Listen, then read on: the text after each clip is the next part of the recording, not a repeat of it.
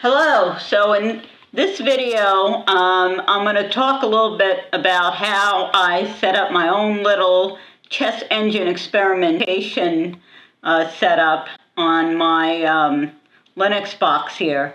Let me just point out, just so you, from the beginning, I am nowhere, not even vaguely near in any stretch of the imagination a chess master.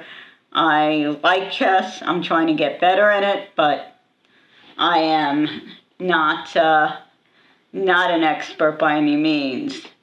Anyway, so to first point out, it is generally easier to create your little chess engine experimentation on Windows, but I like Linux, so I said, well, I want to get this thing up and running on Linux. There are two engines I was able to get up and running, and a graphical user interface that works with both of them. The more complex of those was, what is it called? Lisa Chess Zero. So the first thing you have to understand is in Linux, it cares about which video card you have. And in my case, I have a not very expensive machine. So I did not use NVIDIA. I don't have an NVIDIA card in here. I don't have an AMD card in here. So I use the OpenBLAS. OpenBLAS is it's this library. It's basically installed like any library would be in Ubuntu, which is the operating system I'm using. Sudo apt-get install, and you do the same thing for Ninja build. You can do libtest. Now Meson is different. I tried it. It does not install the latest version.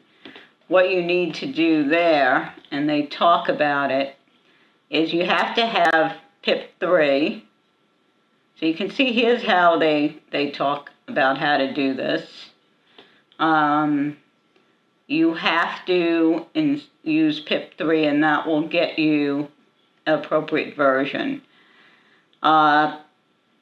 So once you have all your libraries installed, then you have to actually build it. What makes it easier is once you get the code down, and to be honest, they have you in this documentation get version 0.27.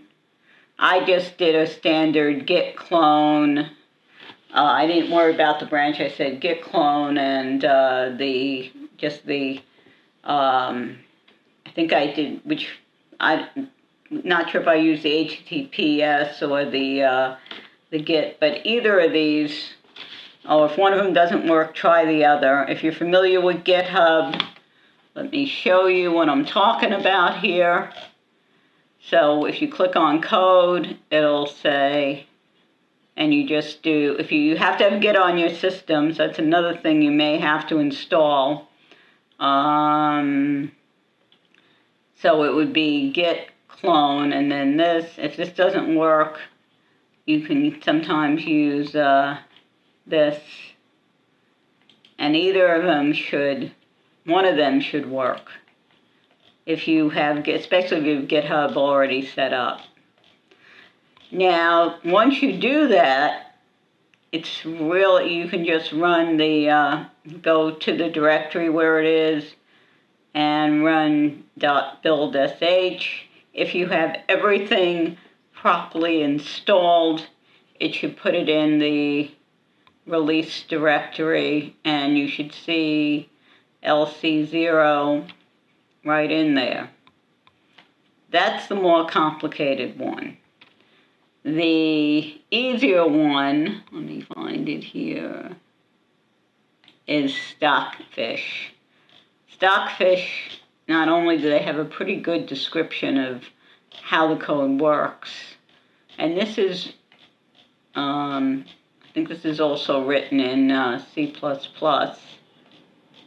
Let's see. This goes into a lot of good stuff to understand. So I just compile directly.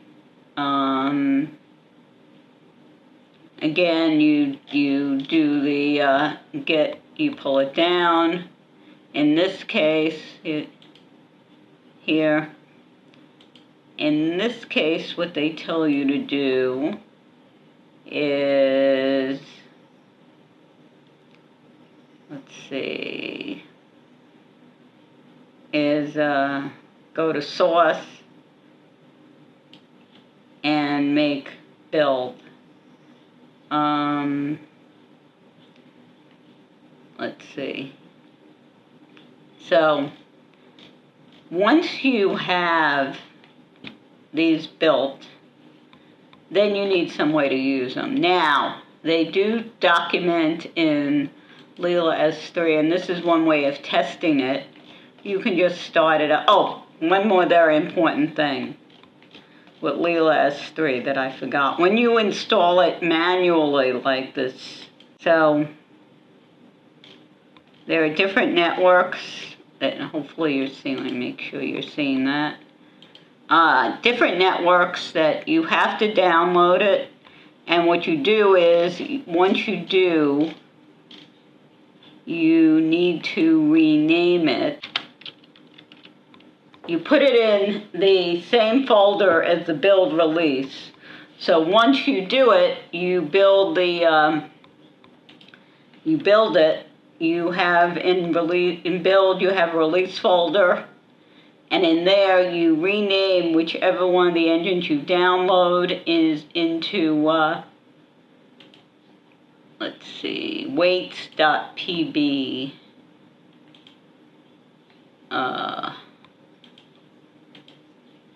Yeah, it's called weights.pb, and it'll pick it up automatically. So without that, it's not going to be able to do anything. And you'll get an error when you try to use it. Now, in order to use it, you need a some sort of a GUI to make it useful. I mean, again, I mentioned you can, and they go through it. You can test it on the command line, but it's much easier if you have a GUI. There we go. And this is called Nibbler. And Nibbler is a GUI that lets you actually do a whole bunch of stuff, like load games. This is a game between Abraham Kupchak and Jose Raul Capablanca. You can load games, you can load your own games, and it'll go through. And what it's nice is it gives you the percentage winning moves of each of the, at any point. So let's say I hit number 7, and that is, it's going to go through, and it's going to start analyzing these various moves and tell you, as black, what is the best move. Now, if you've watched any of the chess masters discuss engines, they have varying levels of skepticism. They are a tool. You can use them to get some information, but you can't just look at these raw numbers. They don't mean anything. If you want to say, well, why you have to look at these things, and I don't care if you're using this or you're on chess.com and you pull you go to analyze game after you play your game, and they have some pretty cool tools there, which will point you to, your mistakes, and you have to, the key is understanding why was that a mistake. most recommend you go through your games step by step and understand the ideas. What was your opponent trying to do? What were you trying to do? And, understand, well, why, in this case, does it recommend that you castle? Well, you'd have to try to understand that and look at it and say, well, if I don't castle, it does keep our king in a vulnerable state in the middle of the board, and it's something you're looking at. Let's say you choose not to castle. Let's say you choose this bishop move here. That would be bishop to e6. What happens here? So then your opponent's gonna, your opponent's gonna castle. Your opponent's, so if you do this, then c4, and, so you can see what you might be able to expect. You might be able to look at it and say, what can your opponent do? So this is, it gives you information. But again, the other thing to realize about engines that they will tell you, that, experts will tell you, is they don't necessarily play like people. And that's why, to really practice, you have to practice against other human beings, not against the computer. That's not to say there aren't cases that you may just want to play against the computer for whatever reason. Let's say you've limited time, or you're not sure if you're going to be able to finish, or whatever it is. Maybe you just want to try something out. But remember, certainly lead chess has the ability to play practice games, casual games. Now, this has, of course, information for developers. You can change an engine. So you can actually pick the engine out of here. In this case, let's see. Can we see it here? We should be looking for stockfish. So you got here, you would choose stockfish. I'm just going to count. But let's say you want to switch to choose known engines. So it knows certain engines that you've already have. You can do this, and it'll start up this engine and do its analysis. So put it back here. Let's see if it pretty much comes out with the same thing. So the other thing that I think people use these engines for is to maybe see a different idea, and then they can evaluate and say whether that makes sense and perhaps incorporate it. So in order to get Nibbler, let me go back to, in a second, to here. Let's see.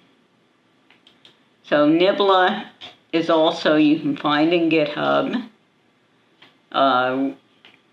And this is a Electron project, which is essentially, Electron is a library that lets you essentially run web stuff on a desktop. It doesn't matter which desktop. And let me see where you get. So you can get Electron.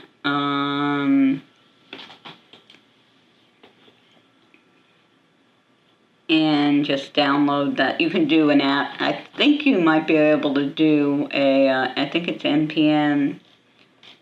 I think it's Node. So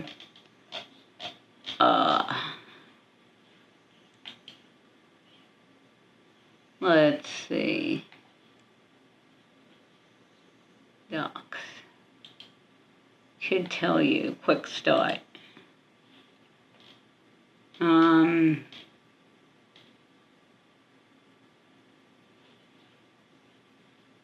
So they don't, well, if it's Node, you're going to have to, you have to have Node.js. And, let's see, npm install right here.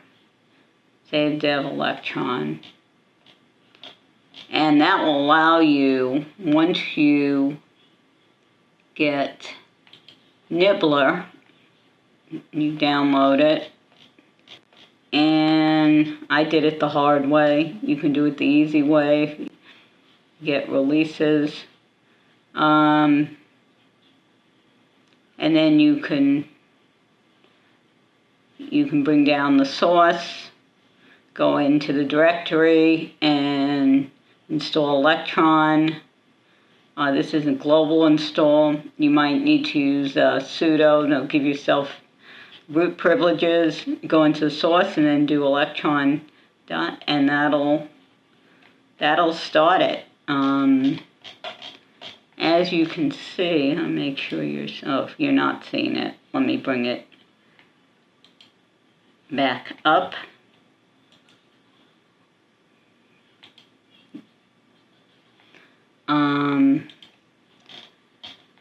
So they talk about it here. Getting Electron, again, you have to have Node on your system under source and so on. Now it gives you some nice graphics, as we've seen. Let's see. So it's all written. Let's see if we can see those at modules. You got miscellaneous.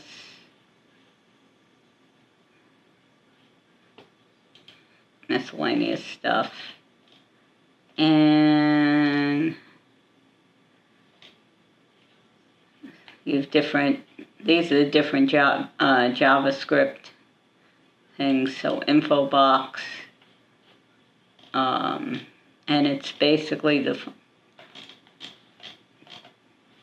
defining this, I guess you would,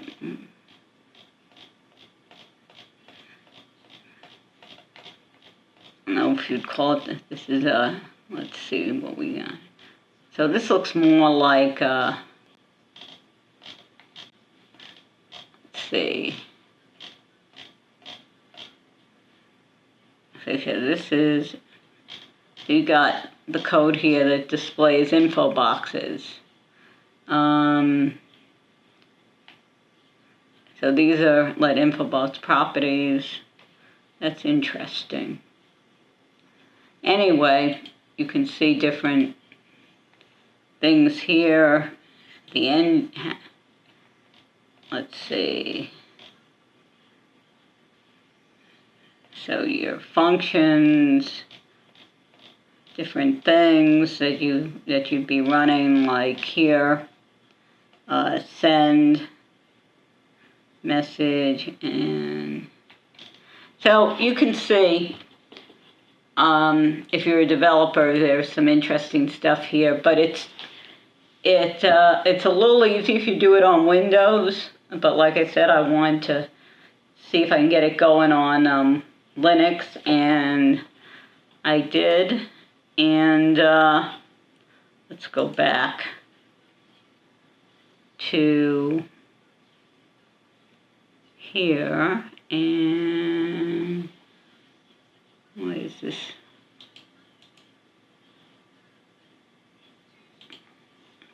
So we have kind of a cool little interface here. Let's see if I can, no, this is the one.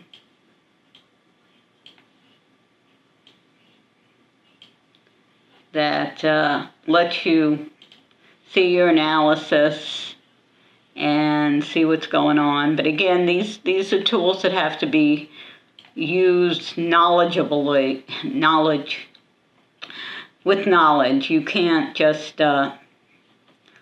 look at them, and you certainly, you don't want to memorize moves. I mean, maybe if you get to a certain, they talk about master players when we get to a certain level will memorize different lines and openings.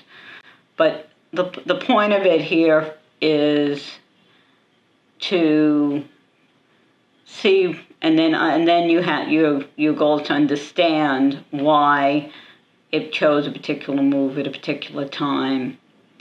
And this can get into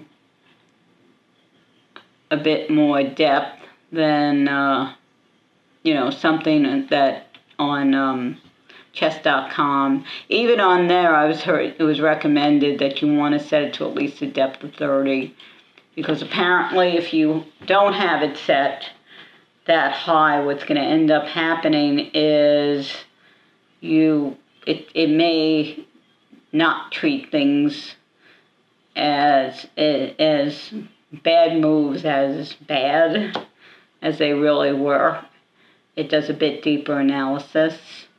Now, this doesn't look like, it does not scream out and say this was a bad move, but what it's going to do is say, this is based on odds of winning.